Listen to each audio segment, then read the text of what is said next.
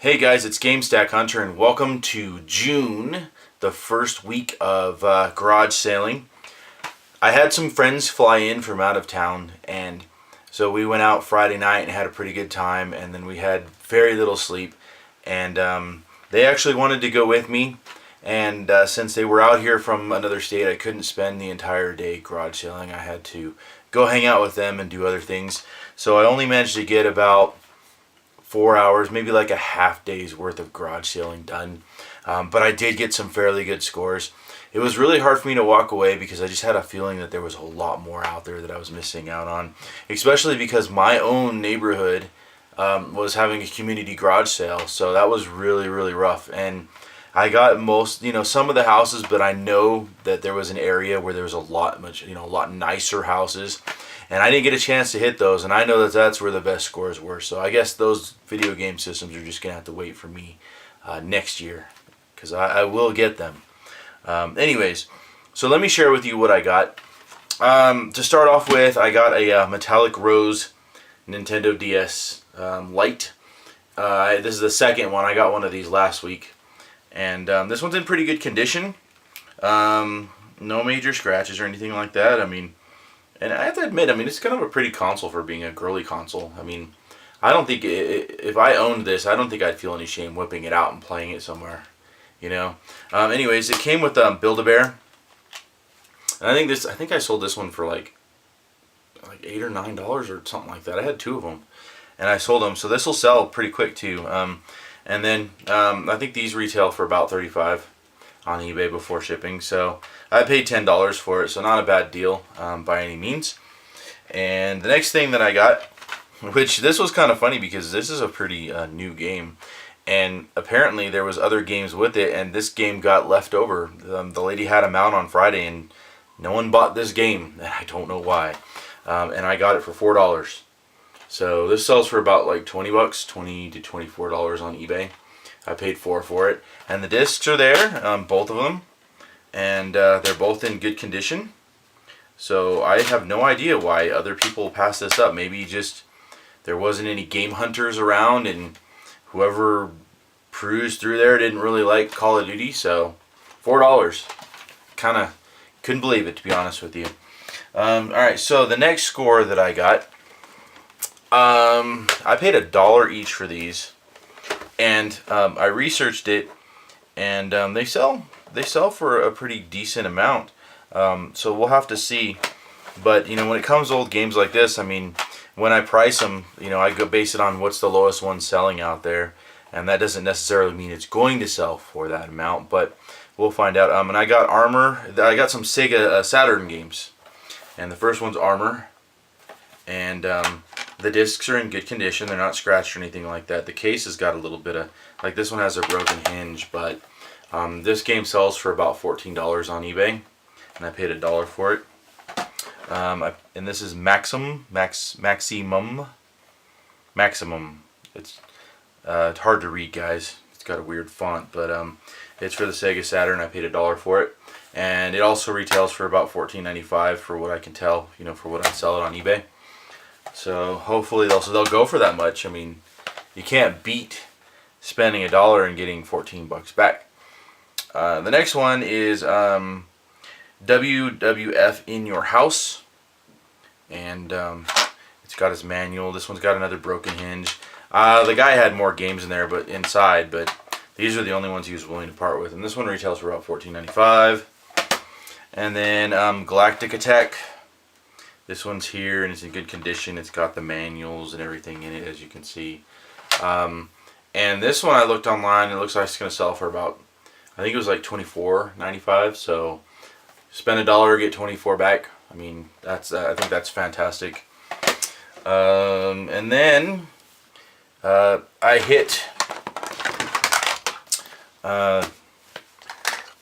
got this whole stack for $12, and there were some pretty good games in there. They're DS games. And my buddy who was with me is a game collector, and he didn't have any of the games that were in here. So I actually let him have them. He bought these, but he left the cases for me. But I considered a score because I found them, and It was a sealed deal, and I decided, hey, do you want these for your collection? And he said yes. But I'm keeping the cases because I've come across several of these games already, and usually the DS games don't have the case, and these are pretty common ones. So Viva Pinata Pocket Paradise, and these are complete.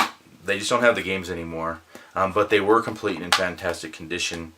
So Viva Pinata, and then this is a generic GameStop case, but the case is cool. I mean, you can put something in it for later. Animal Crossing,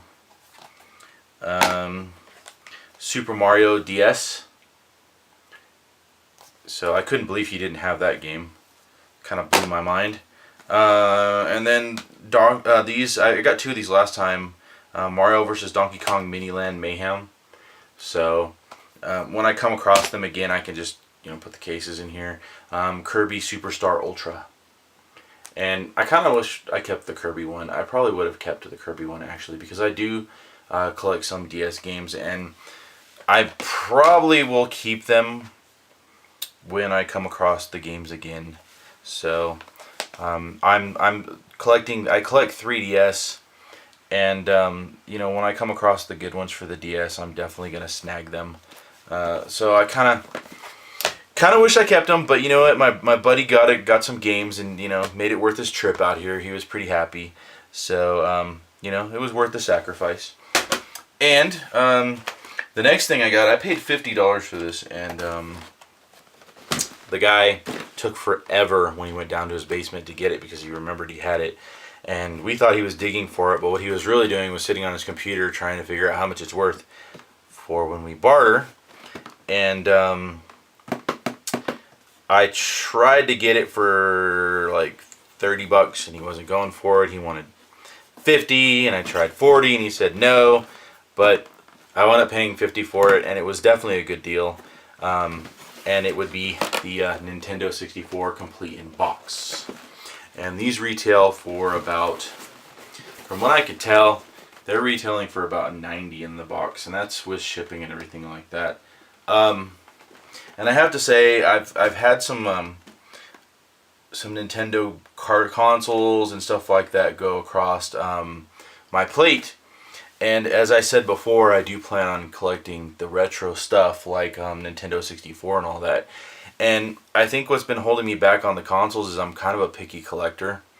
And what I wanted to do was get the consoles with the boxes, because I've come across them before in many garage sales. So I'm really contemplating keeping this. It just depends on how my sales go this week on the other stuff that I got, because this box is in really good condition. It does have like a little ding right here, and it's a little bit sticky, but I mean, really, for being as old as it is, it's in really good condition, and it's complete with the controller, and the stick's good and everything like that. And then with it, I got the blue controller, and you always check the sticks on them. This one's kind of just a smidge loose, and I always let people know that when I sell them, because that's kind of important when people are buying these controllers. And it's got, I feel like, a rattle in it too. Maybe it's been dropped. But I'm going to test it out and make sure it works. And I put, like, if it has a rattle, I note in there, slight rattle. Because you don't want people to buy it and be upset and then send it back. Because you're wasting their time, and they're going to get their money back anyways if they're not happy. So you got to do them a solid and make sure you get them describe it the best you can. So that way they know what they're getting into. Because, a lot of people just sell them and they don't care, and then they wind up having to come back and it bites you. So I take good care of my people when they buy it from me. Anyways, I got the SharkPad 64 2, and generic controllers for the Nintendo 64. They don't really sell that well because they're not collectible. These are people who buy these are the people who just want the cheapest controller they could get so that they can play their game. But it's clear, and I'm amassing a collection of these. Not that I'm collecting them, but just because they're not really worth much. So the next thing I got in the pack, by the way, the Nintendo 64 does have the expansion pack in there. It has a controller and everything like that, so it's cool. And then it has a memory card plus for the Nintendo 64. And it's got like 4 little switches on the back. And then I got the Rumble pack. And I looked in here and there's batteries in here and they're not corroded by any means. So I'm kind of thinking that he played this like not too long ago. So there we go. And then, what else did I get? I got a stack of games to go with it. Oh, and I got this little controller pack as well to go with it. So that's cool. Got like just a little bit of accessories. And then I got a stack of games. So let me go through the games with you really quick. Yeah, Walalea Country Club, True Golf Classic. Now, this guy, I don't know why, but thought it was okay to write on his cartridges. So that's kind of disappointing. But my gaming collecting friend said that there was a really cool trick to get this off that doesn't damage the cartridge and everything like that. And so what I'm going to do with these particular cartridges, I'm going to go down tomorrow and I'm going to buy the things that are needed, and then I'm going to try to remove them. And he said he tested it on a bunch of carts and it worked out really well. And if that's the case, then I'll make a video and show you guys how to do it. So the next one I got was Star Wars Shadow of the Empire. Cruisin' USA.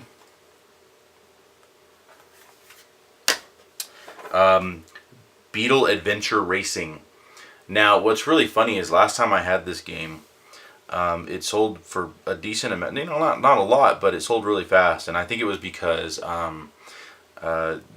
Metal Jesus Rocks had put out a video for N64 gems, and he talked about this one and said it was a pretty fantastic game. So I think that spurred the sale of this game. Kind of funny because I was the lowest priced one when he put it out there. So I would bet my money that some YouTuber out there actually bought this game from me because of Metal Jesus. So that's pretty cool.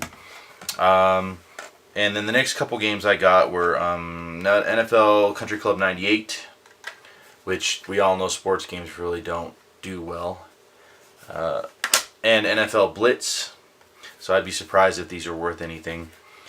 And then I got two cool games, and that would be GoldenEye 007. We all know about this famous game. Hopefully you do. If you don't, then it was a big deal for the Nintendo, and a lot of people bought it. It was kind of a first-person shooter 007 game. It was kind of a game changer for a lot of people. It was just a big deal. Everybody still, this is a beloved game to a lot of people. And then the last one I got was Mario Kart 64.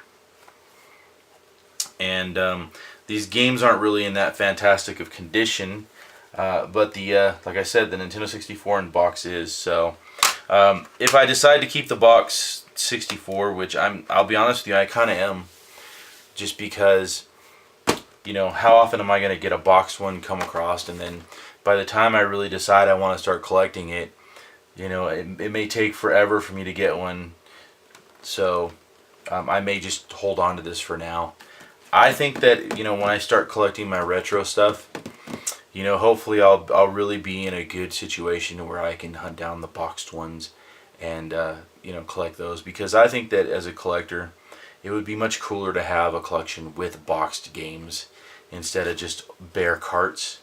And I could probably get away with it because all the games that I'm interested in, you can at the very least find them on eBay with the boxes. So if I really wanted to get serious about collecting them, I can, because I'm not hunting down the ultra rare games. I would only collect the games that I'm interested in playing, and like, I don't see myself as ever being like a complete Nintendo 64 collector. But then again, you can never say never, because you never know what you're going to find at a yard sale, and I may just find like the biggest score ever on Nintendo games and stuff like that, and then all of a sudden get the spur to complete them. So anyways, I hope you enjoyed this video.